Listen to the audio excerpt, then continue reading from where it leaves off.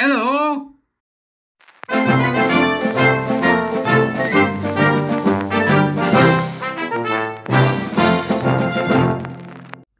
Beep, beep, beep, beep. Morning all. How we doing? Aha! A situation appears to have arisen. Have you got your coffee this morning? Or your cup of tea, whatever it is you have first thing in the morning? Gin and tonic? Or a glass of wine? It's 5 a.m. Where's the Chardonnay? Hey, have you got it? Right, because I'm having a bit of a woohoo moment today. Due to the newsage. There's a couple of bits of newsage. Right? Graham Lennon has had his nonsense with the police about what he can and cannot do whilst he's being investigated has been overturned by a judge. So there's the first bit of news today that gets the blood a pumping of a morning, right? Secondly, and my favourite bit, before I do that, come be a word teacher, buy me a coffee, like, subscribe, do the usual, join my Twitter following, which you can now have memberships on Twitter, all that sort of stuff, the usual things, right? And grab your knees. The news is on. Manchester Pride seem to be having a few woes. And by that I mean, it looks like they're going bust. Now I wonder what could have caused that, and where's the money? That's what we'd like to know, right? That's what we'd like to know. So I went a bit of the old investigatings to see what I could find out about Manchester Pride. And it looks like Company House has got a few of their erstwhile workers have gone. They've fled the scene as things begin to crumble. Now, Manchester Pride, I've been to Manchester Pride for years and years and years and years when I was younger, attractive and continent. I used to go get, up to my eyeballs in the old boozy woozy and then fanny about dancing until God knows what silly o'clock in the morning. Gradually over the years, it became a much more commercial affair and people weren't happy about that. People have been moaning about it for years. But that's different to what's happened with them in the last few years, which is where they seem to have gone mad for the LGBTQ hands, knees and bumps of daisy people, pushing all sorts of damn nonsense and, of course, celebrating fetishism publicly. So we've had lots of, furries and cross-dressing men and all the nonsense that comes with it in their ballerina outfits or dressing up like little girls. So they've gone completely bonkers, right? As they embraced all this lunacy of trans nonsense and BLM and because it's all in there. They've got critical race theory. They've done the whole damn thing, the whole lot. We're going to now at the Vigil for Gay Men, we're going to have some slam poetry about the fate of the black indigenous people of the Ngorogoras. It's all that. So they threw it all in. It's like, right, okay, big fan. Get me a bag, throw it all at the fan, and let's see what happens. As if they'd lost their way completely, which of course they did. They lost their way completely. And they were taken over by such lunatic people. One of them was a Canadian, strange little chap with a pair of glasses. I've done stuff on him before. Christopher somebody, I can't remember his bloody name now. He was insane. I mean, they had the maddest stuff on their website. So what they've been doing really is sort of chiseling away at their own reputation. Like the bloke sat on a tree, sawing the branch, and he's on the wrong side of the branch. That's what they've been up to, it looks like to me. They seem to have been doing that for a number of years. So Company's House now says some of them have gone.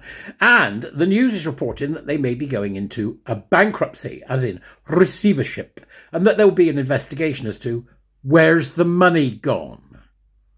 Then a few years ago, it reached its nadir when they took the Vigil for Gay Men and they turned it into a celebration of the medical experimentation of children.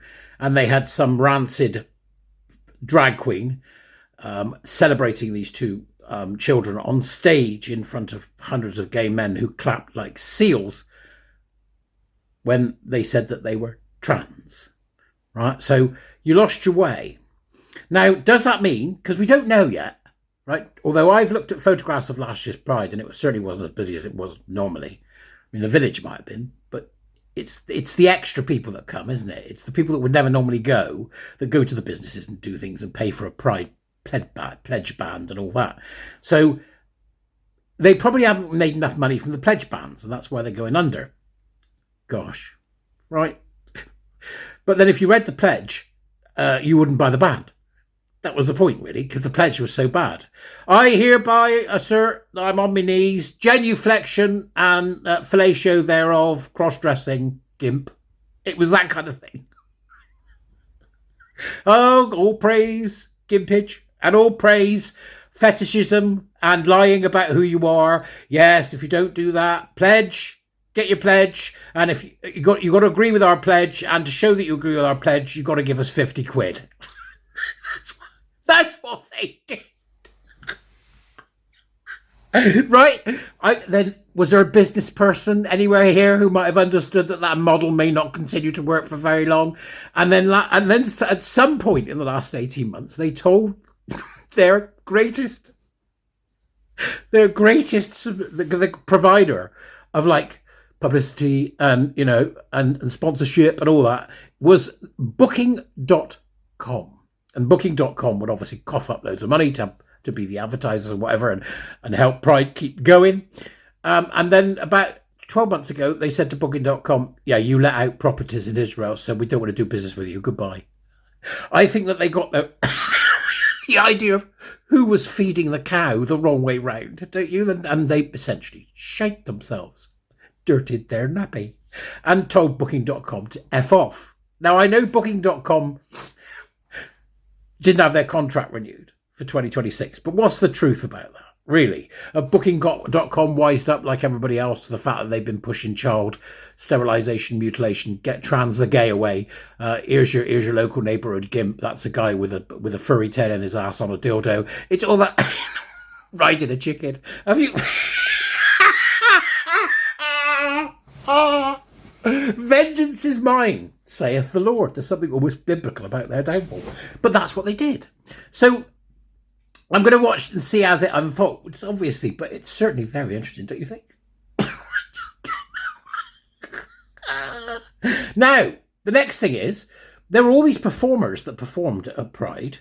Now, these have been one-man bands who have different shows that they do, and drag queens will have, you know, sung songs and, you know, done stuff in events and all that sort of thing. Just people trying to make a living and been paid. Now, I wonder if the big guys were paid. You know, the ones that they drag out of the closet. They can never really afford the big guys, right? Never really afford the big guys. And when they do, it costs them a fortune and everything falls to pieces, as we've noticed. But there's lots of little people. Not, you know, we're not talking Ariana Grande. We're talking about Bob Smith, who during the week is an accountant, but on weekends he dresses up and pretends to be, you know, Marlene Dietrich or Liza Minnelli. They haven't paid him. They haven't paid him at all. But I bet the big guys got paid. So I'm going to sit here this morning and just grin like a Cheshire cat as I've had my first teaching week of October is over with the Warrior Teachers. That's been fabulous talking to them. And so I'm going to sit here and just have a little mull and watch to see what unfolds. And if they actually do admit that they're going into receivership, rather than making mealy-mouthed statements about how we must hashtag be kind to each other during this difficult time. Where's the money? Okay? So I'm sure that you, like me, will watch this unfold like a badly used bit of toilet paper. And I'll see you later. Thank you very much for watching. Bye-bye.